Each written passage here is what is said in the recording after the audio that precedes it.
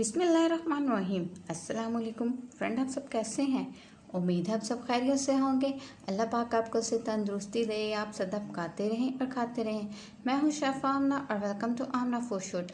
आज मैं आपके लिए बहुत ही ज़्यादा मज़े की रेसिपी लेके आई हूँ। ये सिर्फ 10 मिनट में कबाब रेडी हो जाएंगे, जो बहुत ही ज़्यादा सॉफ्ट होंगे और बिल्कुल नहीं टूटेंगे। ये बहुत ही आसानी के साथ आप बना सकते हैं। बना के आप इसको फ्रीज़ करके भी रख सकते हैं 3 से 4 माह के लिए। ये बहुत ही easily quick and fast recipe है। ये बहुत ही चले से हम बनाना स्टार्ट करते हैं। सबसे पहले है मैंने एक बोल ले लिया। एक बोल में तकरीबन मैंने 1 kg कीमा ले लिया है। इसको मैंने अच्छे तरीके से कपड़े की मदद से इसका पानी निकाल लिया है। ये बारीक कीमा है, ये देखिए बिल्कुल इसमें पानी नहीं है। इसी तरह मैंने एक प्याज को अच्छे तरीके से चॉप कर लिया है और प्याज का पानी निकाल लेना है आपने। इससे कबाब बहुत ही सॉफ्ट और मज़े के बनते हैं और उससे कबाब बिल्कुल नहीं टूटते। अगर आप इस तरह प्याज का पानी निकाल लेंगे तो आपके कबाब कभी भी नहीं टूटेंगे।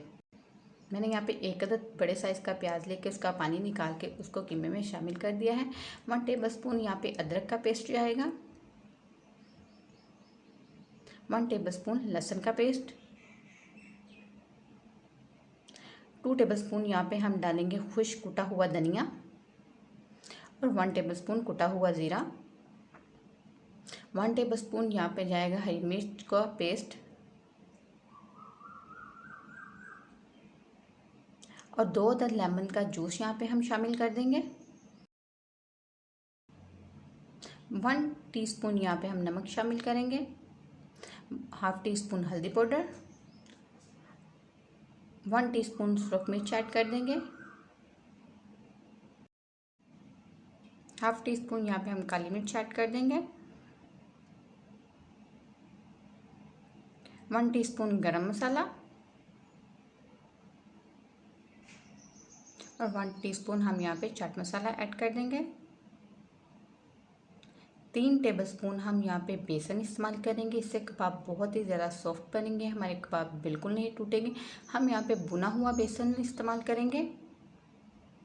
यहाँ पे हम तकरीबन 1 से 2 चुटकी यहाँ पे बेकिंग सोडा शामिल करेंगे। इससे कबाब बहुत ही ज़्यादा सॉफ्ट बनेंगे, बहुत अच्छे बनेंगे। और यहाँ बाइंडिंग के लिए हम एक अदद अंडे को अच्छे तरीके से फेंट के वो शामिल कर देंगे। अब हम इसमें डालेंगे 1 चुटकी के बराबर फूड कलर। हम यहाँ पे 1 चुटकी ज़र्दा कलर डालेंगे। इससे कबाबों का कलर बहुत अच्छा आएगा। आपके कबाब जैसे आप फ्राई करते हैं जले हुए महसूस होते हैं, वो बिल्कुल नहीं होंगे। अब हम इसको अच्छे तरीके से मिक्सअप कर लेंगे।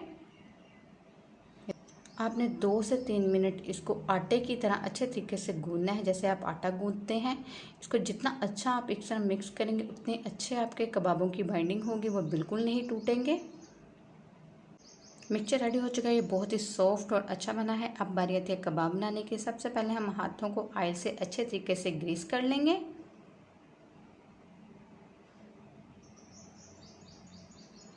ग्रीस करने के बाद हम इसको किसी भी शेप में आप कबाब बना सकते हैं। गोल बना ले टिक्की की शेप में या लंबे शेप में, जिस तरह के आपको अच्छे लगे आप इन कबाब की शेप दे लें, ईज़िली उसकी शेप आ जाएगी। इस तरह हम जल्दी जल्दी से सारे कबाब रेडी कर लेंगे। अब आप इसको बना के फ्रीज़ भी कर सकते हैं आराम से। ये देखें बहुत ही अच्छी शेप के हमारे कबाब रेडी हो चुके हैं। अब आप किसी भी घर में आपके पास जो भी टिफ़न है वो ले लें, उसमें आप कबाब रख लें। और घर में आपके पास होते हैं प्लास्टिक बैग, आपने एक मदद प्लास्टिक बैग लेना है और इसके ऊपर रख के इसको आपने टिफ़िन को बंद करके तकरीबन 1 से 2 मंथ के लिए इजीली इसको यूज़ कर सकते हैं। निकाल के इजीली इसको आप फ्राई कर सकते हैं। अब हम इसको करेंगे फ्राई। सबसे पहले हम एक पैन में ऑयल ऐड करके ऑयल को अपने मीडियम टू लो फ्लेम पे गरम करना है। ज़्यादा ऑयल गरम नहीं आपका होना चाहिए। इसमें आप कबाब ऐड कर दें और कबाब को आपने अच्छे तरीके से इसको 2 से 3 मिनट एक साइड पे पकाना है। फिर किसी चीज़ की मदद से इजीली इसको आपने साइड चेंज करनी है। बिल्कुल किसी फोक की मदद से कर लें, नाइफ़ की मदद से कर लें। आपने इजीली इनकी साइड चेंज करके इसको आपने 2 से 3 मिनट हर साइड से पकाना है। 7 से 8 मिनट में आपके कबाब बिल्कुल फ्राई हो जाएंगे। ये देखिए हमारे कबाब रेडी हो चुके हैं। अब हम इन करते हैं डिश आउट। یہ بہت ہی مزے کے ہمارے صرف 10 منٹ میں یہ ریسپی ریڈی ہو جائے گی۔ یہ تو ویڈیو بنانی ہوتی ہے تو اس لیے تھوڑا ٹائم لگتا ہے، اگر آپ گھر میں بنائیں گے تو ایزیلی آپ کے 10 منٹ میں ایزیلی یہ کباب ریڈی ہو جائیں گے۔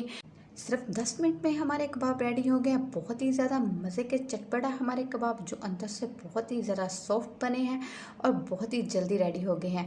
خود بھی کھائیں، اپنی فیملی کو بنا کے دیں اور انجوائے کریں۔ اور اگر ویڈیو پسند آئے اس کو لائک اور شیئر ضرور کر دیا کریں، اور ویڈیو دیکھنے کے لیے تھینک یو سو مچ۔